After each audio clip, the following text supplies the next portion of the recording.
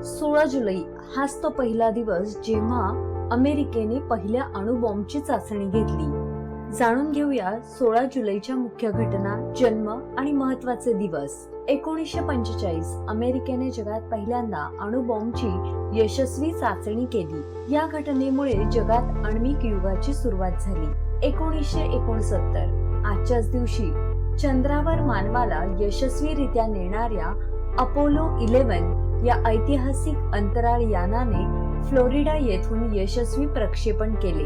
16 जुलै 1992 doctor Shankar Dayal Sharma यांची भारताचे नवे राष्ट्रपती म्हणून निवड झाली। आजच्याच दिवशी 1998 मध्ये गुजरात राज्यात शाळेत प्रवेश घेताना विद्यार्थ्यांच्या नावाबरोबरच आईचे नाव लिहिण्याचा ऐतिहासिक निर्णय घेण्यात आला। इसवी सन 2015 अंतराळ संशोधनात मोठी प्रगती करत वैज्ञानिकांनी प्लुटो या ग्रहाची अतिशय स्पष्ट छायाचित्रे पहिल्यांदाच प्रकाशित केली।